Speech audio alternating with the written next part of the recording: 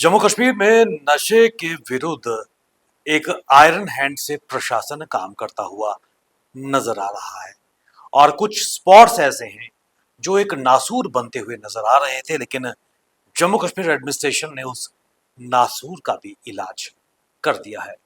बलोल खट बलोल नाला जो बड़ी ब्राह्मणा के पास स्थित था, पिछले काफी समय से वो नशे का एक हॉटस्पॉट बन चुका था। बलोल खड और सरोर खड की अगर बात करें, ये लगभग पिछले काफी सालों से नशे के कारोबार के हॉटस्पॉट बन चुके थे। लेकिन जिस प्रकार लहू गुजर पर प्रशासन पुलिस ने अपना शिकंजा कसा था, उसके बाद से ये उम्मीद जगी थी कि 100 दिन की जो नशा मुक्त जम्मू कश्मीर का आह्वान माननीय एलजी मनोज सिन्हा ने लिया है, उसके बेहतरीन परिणाम आने शुरू हो गए थे। और यही कारण था कि आज ना केवल प्रशासन बल्कि जम्मू कश्मीर का हर आवाम इस नशे के विरुद्ध काम करता हुआ नजर आ रहा है। एक बड़ी कार्रवाई कल सांबा पुलिस की एसएसपी सांबा अनुज कुमार जो आईपीएस है उनके नेतृत्व में देखने को मिली। और बलोल खड की अगर बात करें, जहां एक माफिया काटल काम कर रहा था पिछले कई सालों से, और वहां पर सिडको की जो 50 कनाल से ज्यादा की भूमि थी, जिस पर भूमाफिया ड्रग माफिया ने एनक्रोचमेंट की थी और कब्जा किया हुआ था। और उस कब्जे को अल्टीमेटली प्रशासन पुलिस ने एक बड़े अभियान के तहत जमीनों-दोस्त कर दिया। एक बड़ी कार्रवाई जम्मू कश्मीर पुलिस प्रशासन को कल मिली है, और इसमें कोई दो राय नहीं कि हमेशा से ही बोन ऑफ कंटेंशन बलोल खड रहा है। और पीछे कई महीनों में ऐसे कई प्रयास यहाँ पर उन नशे के कार्टल्स के विरुद्ध पुलिस ने चलाए थे, लेकिन वहां के जो लोग थे जिन्होंने उस भूमि पर एनक्रोचमेंट किया था, कई बार पुलिस के जवानों पर, पुलिस अधिकारियों पर जानलेवा हमले भी हुए थे और कई गंभीर चोटें पुलिस वालों को मिली थी। और इन सब के पीछे पाक समर्थित नार्को टेररिज्म या फिर नार्को टेरर का जो कार्टल है वो काम करता हुआ नजर आया है। लेकिन सबसे बड़ी बात, एक बड़ी सफलता जम्मू के अगर नशे पर जो आघात पहुंचा है, बलोल खड में कल वो देखने को मिला। और 50 कनाल भूमि को उन नशे के जो कारोबारियों थे उनके चुंगल से बाहर निकाला है। और इसमें कोई दो राय नहीं कि फोकस्ड अटेंशन से जम्मू कश्मीर में एडमिनिस्ट्रेशन इस वक्त काम करती हुई नजर आ रही है। सबसे महत्वपूर्ण बात कि एसएसपी सांबा श्री अनुज कुमार जो आईपीएस हैं, बधाई के पात्र हैं। उनके नेतृत्व में एक दृढ़ संकल्प सामा ने भी लिया था और बलोल खड से जो एनक्रोचमेंट की थी उसको जड़ से हटाया गया था। लगभग 60 करोड़ रुपए की एनक्रोचमेंट जो इन ड्रग माफिया ने की थी 50 कनाल भूमि पर, उस भूमि को रिट्रीव किया है। और आपको बताते चले कि ये भूमि सिडको बड़ी ब्राह्मणा को दी गई थी इंडस्ट्रियल एरिया विस्तार करने के लिए, लेकिन आहिस्ता आहिस्ता इस भूमि पर धीरे धीरे भू माफिया का कब्जा होता गया। और जब भी इस कब्जे को छुड़ाने के प्रयास किए गए, हमेशा वहां पर जो समुदाय बसा हुआ था उनकी तरफ से आक्रामक रुख और यहाँ तक कि कई पुलिस अधिकारियों पर जानलेवा हमले भी किए गए थे। और अवैध रूप से बनी ये कॉलोनी थी और इस कॉलोनी में इसको मिसयूज किया जाता था। जो ड्रग्स की कंसाइनमेंट चाहे पार से आती थी उनको स्टोरेज करने में, कंसील करने में, और वहां से इस हब के माध्यम से, बलोल खड के माध्यम से ये सप्लाई पूरे जम्मू कश्मीर में होती थी। और जम्मू कश्मीर के युवाओं का जो भविष्य था उसको अंधकारमय या फिर दलदल में धकेलने का प्रयास इस बलोल खड से किया जाता था।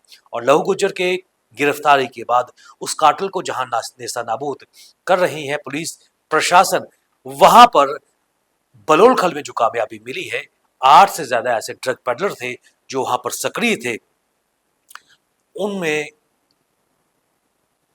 एक बड़ी कार्रवाई पुलिस की देखने को मिली है। मोहम्मद बड़ू जो सन ऑफ मोहम्मद यूसुफ हैं, बलोल खड में रहते थे, उसके खिलाफ 10 एफआईआर्स लगी हैं एनडीपीएससी केस के तहत और भी क्रिमिनल केसेस के तहत। और एक पीएसए का वारंट उस पर जारी किया गया था। और 2026 से लगातार उसके पीछे पुलिस पड़ी हुई है, तब से वो एब्सकॉन्ड था। दहुआ बीबी जो धर्मपत्नी है मोहम्मद बड़ू की, उसके खिलाफ भी 3 पर्चे लगे थे एनडीपीएस केसेस के तहत। और उसके साथ साथ बड़ी ब्राह्मणा में कई क्रिमिनल केसेस उस पर लगे थे। Manshu son of Bagh Hussain, residence of Balol Khad Bari ब्राह्मणा, 7 FIRs एनडीपीएस के तहत उस पर लगी हुई हैं और इसके अलावा कई क्रिमिनल केसेस भी उस पर पुलिस स्टेशन बड़ी ब्राह्मणा में लगे गए हैं। फरमान अली सन ऑफ मुन्ना राम बाग हुसैन और बलोल खड का ये रहने वाला था। 3 एनडीपीएस के FIRs पे लगी हुई हैं और फारूकदीन सन ऑफ दाना गाशुद्दीन, ये इस पे भी 2 FIR लगे हैं।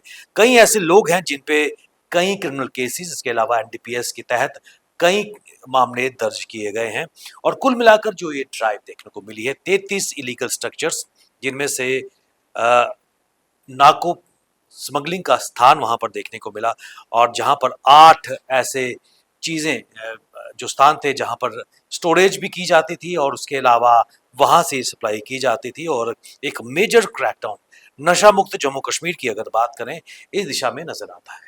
लेकिन आज एक बड़ा सवाल जम्मू की जनता लगातार पूछ रही है कि रातों रात बलोल खड या फिर लहू गुजर एकदम इस नाको काटल के सरगना नहीं बने। क्या कारण था? क्या तंत्र की खामियां थी जिनको लहू गुजर जैसे नाको काटल चलाने वाले फायदा उठा रहे थे, या फिर उस तंत्र में या तो एडमिनिस्ट्रेशन या फिर पुलिस वाले, उनका एक नेक्सस था जिसने इस पूरे काटल को पनपने दिया? क्योंकि कुछ काली बेड़े प्रशासन में, पुलिस में निश्चित तौर पर है जिनके सपोर्ट से, जिनके सरमाए में ये काटल पनपता हुआ नजर आया है। क्योंकि अगर बात करें इन सब का ताल्लुक कहीं ना कहीं एक स्पेसिफिक समुदाय से है और जिनका ताल्लुक, जो काम था, दूध की सप्लाई जम्मू और इसके आसपास के क्षेत्र में करनी थी। लेकिन क्या कारण थे कि पार बैठा पाकिस्तान, उसकी खुफिया एजेंसी ने इस समुदाय के कुछ लोगों को वर्गलाया, पैसे का लालच दिया और इजी मनी के लालच में ये काली बेड़े इस समुदाय की नशे की खेप ना केवल पार से जो आती थी उसको स्टोर करती थी, कंसील करती थी और उसके बाद पूरे जम्मू कश्मीर में इसका वितरण किया जाता था इस कार्टेल के जरिए, नेटवर्किंग के जरिए। काम यही था कि नशे की दलदल में युवाओं को पहुंचा। क्या उन लोगों के खिलाफ भी एलजी प्रशासन की तरफ से कड़ी कार्रवाई की जाएगी और एक एग्जेम्पलरी पनिशमेंट भी उन लोगों पर किया जाएगा? क्योंकि रातों रात इतना बड़ा कातल, इतना बड़ा दुस्साहस कोई भी व्यक्ति नहीं कर पाएगा जब तक पीछे उसके कोई ना कोई सपोर्ट करने वाला हो, शह देने वाला हो।